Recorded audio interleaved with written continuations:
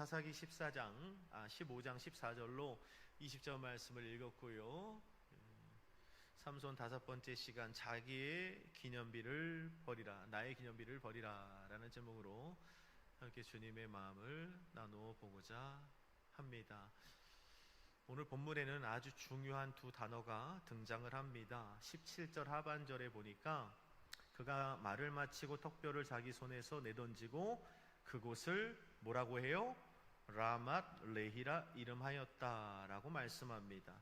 우리가 읽은 이 본문에는 두 가지 중요한 단어가 나오는데 그 첫 번째 단어가 바로 라맛 레히입니다. 이 라맛 레히라는 이 지명의 뜻은 뭐냐면 그 밑에 나왔죠. 턱뼈의 산이라고 되어 있지만 조금 더 구체적으로 말하면 나귀 턱뼈의 언덕이라고 되어 있더라고요. 주석에 보니까 나귀 턱뼈의 더미 뭐 이렇게 이해가 되는 것 같습니다. 삼손이 나귀 턱뼈 하나를 가지고 블레셋의 1,000명의 군사와 싸워 승리한 후에 의기양양하여 승리에 도취된 채 외쳤던 그 단어가 바로 오늘 본문의 17절 하반절에 나와 있는 라맛 레히입니다. 그리고 19절에 보니까 중요한 두 번째 단어가 나와요. 우리 19절 한번 같이 읽어볼까요? 시작. 하나님이 레히에서 한 우묵한 곳을 터뜨리시니 거기서 물이 솟아나오는지라 삼손이 그것을 마시고 정신이 회복되어 소생하니 그러므로 그 샘 이름을 엔학고레라 불렀으며 라고 성경은 말씀합니다. 엔학고레라는 단어가 나오는데 그 밑에 각주가 달렸죠. 밑에 보니까 부르짖는 자의 샘이라고 되어 있습니다. 엔학고레라는 단어의 뜻은, 지명의 뜻은 부르짖는 자의 샘이라는 뜻입니다. 나귀 턱뼈 하나를 가지고 1,000명의 적군들을 죽인 후 완전히 삼손이 탈진하게 되죠. 본문 13절 말씀에 보니까 이제 내가 목이 말라 죽어서 할례 받지 못한 자들의 손에 떨어지겠다 이렇게 고백을 합니다. 그러면서 난생 처음으로 삼손이 등장 이후에 처음으로 하나님께 부르짖어 기도하는 장면이 나오죠. 하나님 하고 부르짖었더니 하나님이 그 삼손의 기도를 들으십니다. 그리고 19절에 보니까 하나님께서 레히의 한 우묵한 곳을 터뜨리셔서 물이 솟아나 그 물을 삼손이 마시고 정신이 회복되고 소생하니 그러므로 그 샘 이름을 엔학고레 부르짖는 자의 샘이라 하였다라고 성경은 말씀합니다. 굉장히 중요한 두 단어입니다. 17절에 말하는 라맛 레히와 19절에 말하는 엔학고레. 그냥 어쩌면 쉽게 읽어서 지나칠 수 있는 지명 같아 보이지만 이 두 단어 안에는 우리가 그리스도인으로서 신앙인으로서 어떠한 영성을 가지고 신앙생활을 해야 되는지를 잘 보여주는 두 단어라는 것을 알 수 있습니다. 라맛 레히가 뭐라고요? 삼손이 1,000명의 블레셋 군사들을 무너뜨린 후에 자기 승리의 도취가 되어서 내가 나귀 턱뼈로 1,000명을 죽였다. 11절에 보세요. 내가 한 더미 두 더미 쌓았으며 나귀 턱뼈로 내가 1,000명을 죽였도다 하면서 그곳 이름을 라맛 레히라고 했다는 겁니다. 반면에 엔학고레는 뭡니까? 목말라 죽겠는데 1,000명의 군사를 죽인 건 참 대단했는데 자신의 그 소소한 목마름 하나도 지금 해결하지 못하는 거예요. 그래서 울부짖어 기도했더니 내가 할 수 없는 그 목마름을 하나님이 우묵한 것을 터치셔서 오직 하나님의 은혜로 그 목마름이 해결돼요. 18절 중반절 말씀해 보니까 어떻게 돼요? 그가 그것을 마시고 정신이 회복되고 소생하는 놀라운 생명력의 역사가 나타나는 거예요. 무엇으로? 오직 하나님의 은혜로. 그러니까 여러분 보세요. 17절에 라맛 레히의 주어는 뭡니까? 삼손입니다. 내가. 그런데 엔학고레의 주어는 뭐예요? 하나님이 하셨다는 거예요. 우리의 신앙도 동일합니다. 우리 주변에 많은 신앙인들이요 어떤 신앙을 갖고 사냐면 라맛 레히의 신앙을 갖고 삽니다. 입술로는 하나님이 하셨습니다. 오직 하나님의 은혜입니다. 하나님의 은혜를 떠나서는 살 수 없습니다 라고 고백은 하는데 마음속 저 깊은 곳에 들어가면 라맛 레히 내가 저 1,000명을 이 허접한 나귀 턱뼈 하나 가지고 내가 죽였다니까 한 더미를 싸고 두 더미를 싸고 내가 이렇게 승리했단 말이다 하면서 자기 승리에 도취되어 살아가는 신앙인들이 있다는 거예요. 그런데 또 어떤 신앙인들, 우리 성령의 교회 오늘 이 밤에 참석한 우리 집사님들, 권사님 같은 분들은 엔학고레, 내가 한 것이 아니라 오직 하나님의 은혜로 하나님 베풀어 주셨고 하나님이 이루셨고 하나님이 공급해 주셨고 다 내가 한 것 같은데 우리가 아니라 하나님이 하셨습니다. 에나꼬레라고 고백하며 살아가는 신앙인들이 있다는 것입니다. 근데 여러분, 우리가 주의해야 됩니다. 이 라말레히, 내가 했어. 입술로는 하나님이 했다고 하면서 하나님 앞에서 그냥 벌거벗겨 보면 어떻게 하나님을 속입니까? 그냥 내가, 우리 부부가, 우리들이 이런 모습을 가지고 살아가는 이 라말레히의 신앙인들이 왜 위험하냐 하면, 이 라말레히의 삼손의 이 신앙을 버리지 못해서 그의 결말이 어떻게 됩니까? 두 눈이 뽑히고 노끈에 매여서 연잠에 떨리는 그의 비극적인 결말을 보게 되는 거예요. 내가 하는 그 신앙인들의 결국이 뭐라고요? 비극적인 결말입니다. 그러니까 우리는 항상 어떤 신앙을 가지고 살아야 돼요? 나의 나단 것은 사도 바울과 같이, 그렇죠, 오직 하나님의 은혜입니다. 하나님의 은혜입니다. 우리 옆에 분을 바라보면서 이 한 주간을 마무리하며 이렇게 고백했으면 좋겠어요. 하나님의 은혜입니다. 할렐루야. 여러분들의 중심에서 우러나는 신앙 고백 되기를 바랍니다. 하나님의 은혜예요. 하나님의 은혜. 내가의 신앙을 버려야 됩니다. 이 내가의 신앙, 라말레히의 신앙인들에게 나타나는 공통적인 몇 가지 특징이 있어요. 첫 번째는 바로 무엇이냐면 자기 공로에 도취되어 있다는 겁니다. 여러분, 오늘 16절 17절을 한번 같이 읽어볼까요? 내가 삼손이라는 생각을 가지고 한번 삼손이 되어보세요. 16절 17절 한번 읽어봅시다. 시작. 이르되 나귀의 턱뼈로 한 더미 두 더미를 쌓았으며 나귀의 턱뼈로 내가 1000명을 죽였도다 하니라.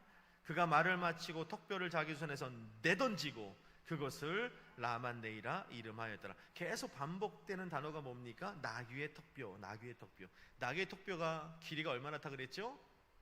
40cm 정도 되는 아주 작은 초식동물이라 풀을 먹고 사는 동물이기 때문에 뼈가 그렇게 탄탄하지도 않아요. 근데 그 허접한 나귀 턱뼈를 가지고 내가 별 볼일 없는 나귀 턱뼈를 요거를 가지고 내가 1000명을 쌓아 한 더미 두 더미를 쌓았다고 라말레히 하고 있는 겁니다.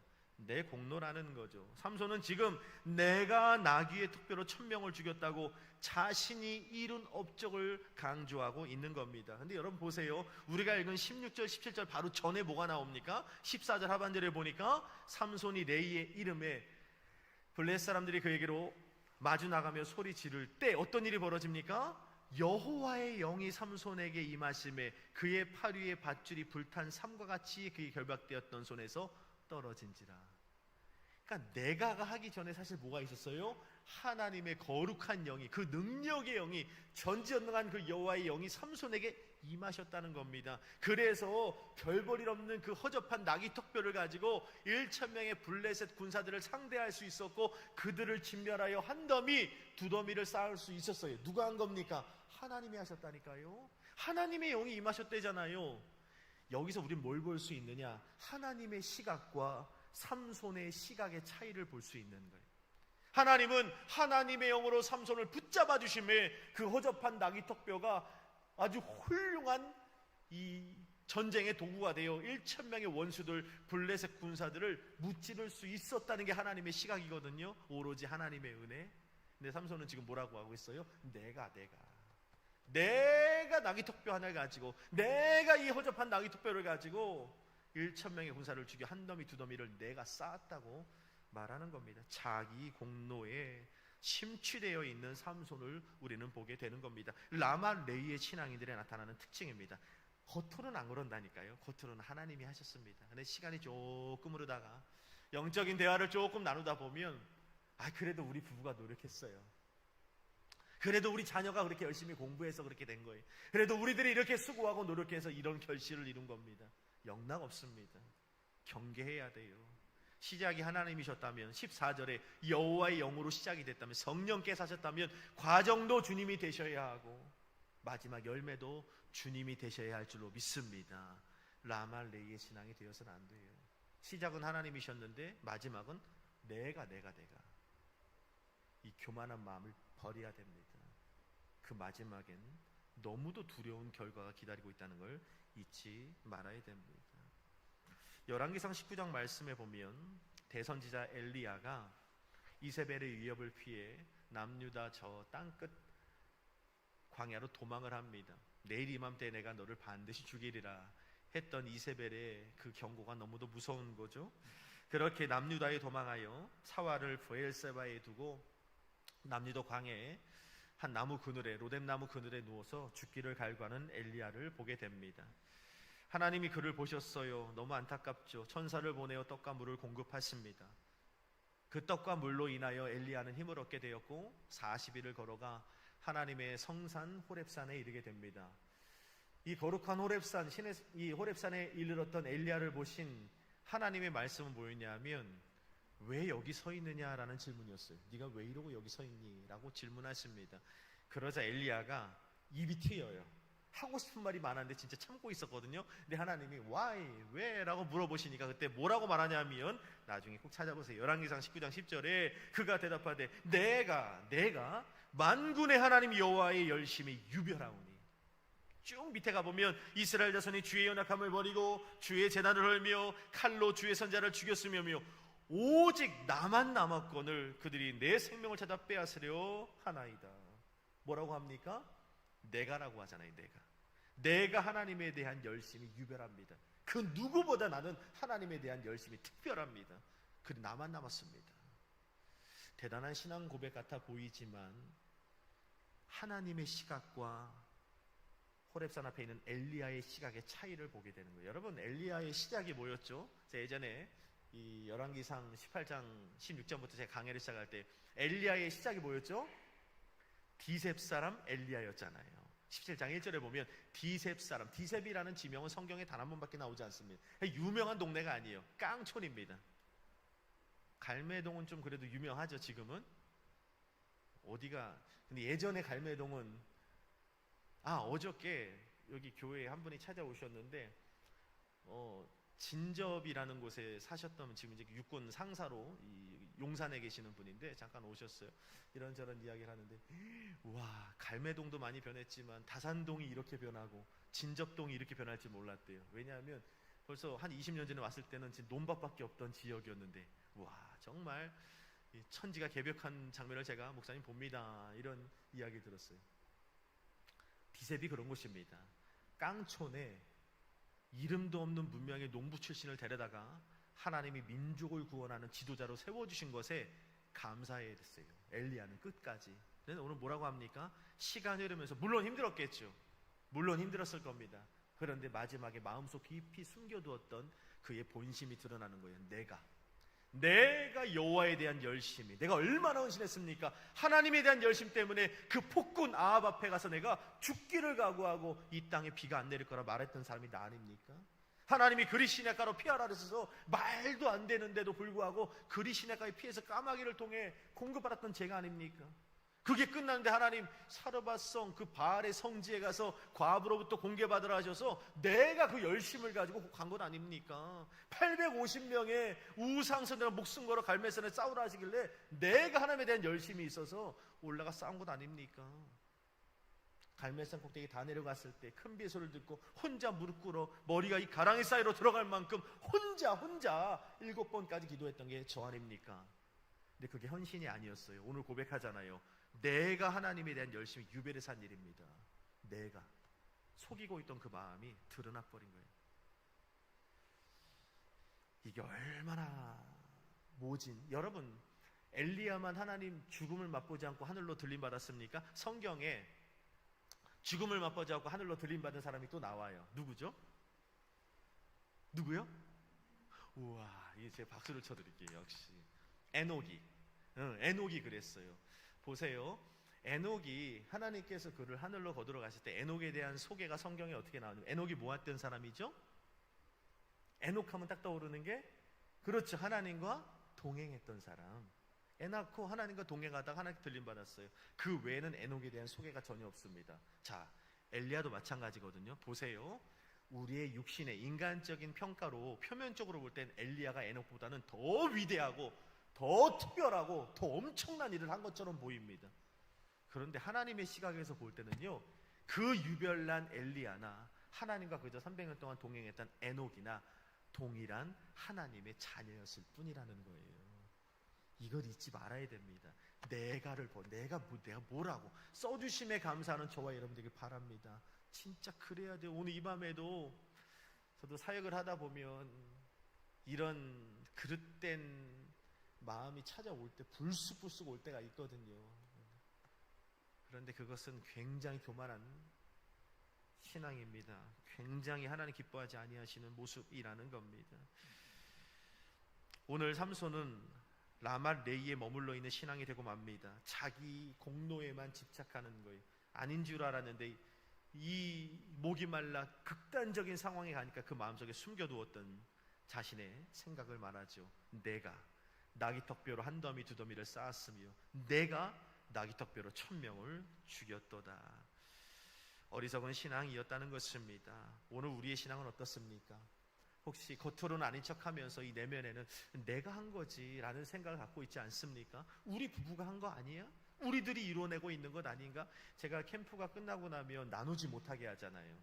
이게 벌써 17년 동안 캠프 끝나고 나서 원래 무슨 반성회도 하고 캠프가 어땠는지 좀 요약도 해서 나누고 하는데 저는 그걸 못하게 합니다. 왜냐하면 이게 참 좋은 부분도 반은 있고요. 반은 내가가 나오거든요. 누가 헌신했고 특별히 누가 노력했고 이런 부분들이 드러나기 때문에 그런 반성회를 하지 않는 거예요. 사도 바울은 고린도전서 10장 15절에 이렇게 고백합니다. 나의 나된 것은 하나님의 은혜로 된 것이라. 따라합시다. 나의 나된 것은, 다시 한번, 나의 나된 것은 하나님의 은혜로 된 것이라. 이게 고백이 안 되면 삼손과 다를 게 하나도 없는 거예요. 오늘 입이 열리지 않는다면 엄청난 교만한 신앙이라는 걸 우리는 잊지 말아야 하는 겁니다. 두 번째, 이 라맛 레이의 신앙이 안타까운 건 16절에 보니까 이르되 나귀의 턱뼈로 한 더미 두 더미를 쌓았으며 나귀 턱뼈로 내가 1000명을 죽였도다. 여기서 턱뼈로 한 더미 두 더미 1000명의 군사들을 진멸한 후에 한 더미 두 더미를 쌓아서 언덕을 만들었다는 이야기를 되는데 이게 바로 기념비의 개념입니다. 기념비. 내가 했다는 거예요. 내가. 이 부실한 나귀 턱뼈 하나를 가지고 1000명의 군사들을 죽이고 한 더미 두 더미 무더기를 쌓아 자신의 한 일을 기념하며 과시하는 삼손을 우리는 보게 됩니다. 삼손은 자신의 그 과시를 자랑하는 기념비를 오늘 16절에 쌓고 있는 것을 보게 됩니다. 여러분, 기념비 하면 딱 떠오르는 인물이 있죠. 성경에서 기념비 하면 딱 떠오르는 인물이 누굽니까? 사울이죠. 사무엘상 15장 말씀에 보면 하나님께서 아말렉과의 전쟁을 일으키십니다. 그리고 어떻게 말씀하십니까? 아말렉과의 전쟁에서 너가 승리하게 될 터인데 승리하면 그 아말렉에 있는 모든 이 전리품들, 소유물들을 하나도 남기지 말고 모두 진멸해야 된다 라고 하나님께서 명령하십니다. 그런데 이 사울왕이 그 전쟁에서 승리한 후에 하나님 말씀에 순종합니까? 불순종합니까? 불순종하죠. 아각 왕을 살려둡니다. 그렇게 기름진 소와 기름진 양과 가축들, 눈에 보기 좋은 것들을 남겨둡니다. 그래서 성경에 보니까 하찮은 것들만 다 진멸했다고 말씀해요. 그래서 사무엘이 너무 황당한 거예요. 하나님의 말씀이 모든 아말렉의 소유들을 진멸하라 했는데 왜 남겨두었습니까? 했더니 사울이 뭐라고 하죠? 하나님께 드리려고. 대단한 신앙고백 같았지만 나중에 사무엘이 그 소리를 듣고 가슴을 치죠. 그러면서 사울에게 이렇게 말합니다. 하나님이 당신을 왕 삼으신 것을 후회하십니다. 여러분, 우리가요 이런저런 이유들 때문에 저를 포함해서 하나님 말씀에 불순종하잖아요. 딱 귀에 들리진 않으시죠? 근데 하나님이 이렇게 말씀하실 수도 있어요. 결정적인 순간에 우리가 불순종하면 하나님이 한 목사 너 목사 세운 것을 후회하신다. 너무 두려운 말이지 않습니까? 내가 너희를 권사 세운 것을 내가 후회한다. 내가 너를 사모 세운 것을 내가 정말 너무너무 후회한다 라는 말을 들으면 여러분 얼마나 이건 충격입니까? 여러분, 하나님이 후회하셨다는 말을 듣는다면 여러분 어떤 생각을 드시겠어요? 아마 저는 혼비백산할 것 같아요. 오늘 이 밤에 와서 한 목사에 네가 설교는 한다고 있지만 내가 너를 목사 세운 걸 진짜 후회한다 하면 혼비백산할 겁니다. 최영희 권사야, 내가 너를 권사 삼 그런 일은 없습니다. 그냥 예를 드는 거예요. 내가 후회한다 그러면 어떠시겠어요? 깜짝 놀라시겠죠. 혼비백산. 좋은 사모야, 내가 너를 사모 삼은 것을 내가 진짜 후회한다. 오늘 이 밤에 말씀하시면 어떤 생각이 들겠습니까? 보통 믿는 사람이라면 충격을 받을 거예요. 혼비백산에서 어떻게 해요? 저 같으면 무릎을 꿇고 금식하며 자복하고 회개해서 하나님 잘못했습니다, 주님 용서해 주십시오, 제가 주님 말씀을 거역했습니다, 하나님 뜻을 돌이키셔야 합니다 라고 하나님께 기도할 거예요. 근데 사울이 나중에 찾아보세요. 사무엘상 15장에 사무엘 선지자가 나타나서 하나님이 당신 왕 삼은 걸 후회하십니다 라고 말하자 사울이 어떻게 반응하느냐 읽어드릴게요. 사무엘이 사울을 만나려고 아침에 일찍 일어났더니, 하나님 후회하신다고 말씀한 이후의 장면입니다. 어떤 사람이 사무엘에게 말하 이르되 사울이 갈멜에 이르러 자기를 위하여 기념비를 세우고 발길을 돌려 길갈로 내려갔다 하는지라. 아멘. 하나님이 자기 왕 삼은 걸 후회하신다고 말씀을 들었는데 자복하고 회개하고 금식하며 정말 혼비백산에서 하나님 앞에 눈물흘려 기도하는 것이 아니라 뭘 했대요?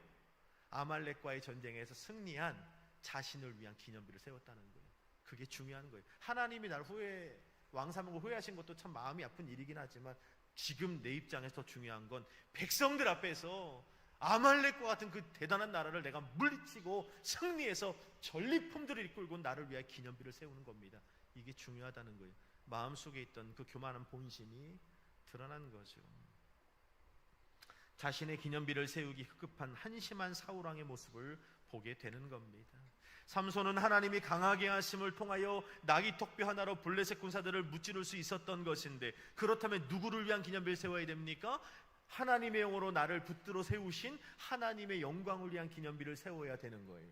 그런데 지금 뭐라 그래요? 내가 했대잖아요. 내가 한 더미, 두 더미를 쌓았구나 하면서 나를 찾자고 나를 위한 기념비를 언덕으로 두 더미, 세 더미를 쌓아가는 모습을 우리가 보게 되는 겁니다. 얼마나 안타까운지 몰라요. 물론 성경에 보면 선한 기념비를 세우는 장면들도 나옵니다. 여호수아 4장 말씀에 보면 요단강을 건너고 난 이후에 하나님께서 기념비를 세우라고 말씀합니다. 각 지파대로 돌들을 하나씩 준비에다가 요단강에다가 어떻게 해요? 지파별로 돌을 해서 기념비를 세우잖아요. 그 기념비를 왜 세웠죠? 또 박수를 쳐드릴게요. 하나님께서 기념비를 세우게 하신 목적은 훗날 너희 후손들이 물어볼 거야. 가나안 정복 요단을 건널 때 하나님 어떻게 역사하시는지라고 묻거든 저 기념비를 보여줘라. 하나님이 하셨어. 한마디로 하나님이 하신 거야. 가나안 정복은 시작도 하나님이셨고 과정도 하나님이셨고 하나님이 우리 가운데 이 적각구른 땅을 주님이 주셨어 라고 자녀들에게 가르쳐주라고 하나님이 기념비를 세우게 하셨다는 겁니다. 사무엘상 7장에도 보면 기념비를 또 세워요. 블레셋이 쳐들어왔을 때 이 사무엘이라고 하는 선지자가 기념비를 세워요. 어떤 기념비를? 에벤에셀이라고 하는 기념비를 세우죠. 에벤에셀의 뜻이 뭡니까? 쉽게 말하면 어제도 나를 도우신 하나님이 앞으로도 우리를 도우실 것이다 라는 기념비를 세우는 거예요. 블레셋이요 전쟁을 하겠다고 쳐 들어오는데 사무엘이 이기고 싶어? 싸워서 이기고 싶지? 어떻게 하래요? 미스바로 모여서 금식하래요. 아니 총칼을 들고 나가 싸워야 되는데 아니래요. 하나님 앞에 예배드리래요. 문제 앞에서 예배하래요. 미스바의 뜻이 뭡니까? 하나님의 살피심이에요. 하나님 나 좀 살펴주세요. 나를 주목해 주세요 하며 하나님 앞에 예배하래요. 예배로 씨름하래요. 그리고선 지금처럼 막 미사일 쏘고 하는 시대가 아니었어요. 바로 블레셋 군사들이 이미 이스라엘 경내에 들어와 위협을 하고 있는데 사무엘이 뭐합니까? 양을 잡아다가 어린 양 잡아다가 각을 두고 예배를 드리는 거예요. 한 걸음 한 걸음 다가오는데 그때 어떻게 하세요? 하나님이 그 전쟁에 개입하시죠.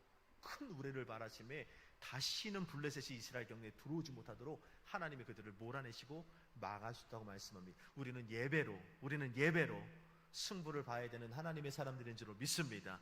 오늘 이 예배를 너무 우습게 생각해서는 예배를 소홀히 여기서는 안 돼요. 이 예배는요 전쟁입니다. 이 예배에 승리하면 블레셋을 하나님이 우레를 바라셔서 몰아낼 줄로 믿습니다. 이 예배에 승리해야 돼요. 예배로 씨름하는 게 우리들이란 말입니다. 고개를 휘젓는 게 아니라 진짜로 예배로 목숨을 걸고 하나님 앞에서 몸부림치는 저와 여러분들이 되어야 하는 겁니다. 그렇게 하나님이 기념비를 세우게 하셨어요. 그리고 하나님께서 우리를 여기까지 도우신 하나님의 은혜에 감격하며 후손들에게, 여러분들의 가정에도 여러분 인생 가운데 기념비가 있으십니까? 어떤 기념비가 있습니까? 내가 했어요. 내가 이 기념비가 곳곳마다 삶의 곳곳마다 혹시 내가 했어, 우리 부부가 했어, 우리들이 했어의 기념비만 남아있진 않습니까? 그거 다 허무셔야 됩니다. 아무 의미 없어요. 여호수아의 세대와 같이, 사무엘과 같이 하나님이 이루셨고 하나님이 하실 것이며, 우리의 자녀들이 하나님은, 아빠의 하나님은 어떤 하나님이야, 엄마의 하나님은 어떤 하나님이야 물을 때 대답해 줄 수 있는 요단강 안에 그 하나님의 일하심의 기념비가 여러분 인생의 발걸음마다 세워지는 역사가 있기를 주의 이름으로 축복합니다. 이게 정말 중요하거든요. 라말레이에 머무는 사람들에게는 우리가 지금 나누고 있는 하나님의 은혜와 영광을 위한 기념비가 없습니다. 내가 했어.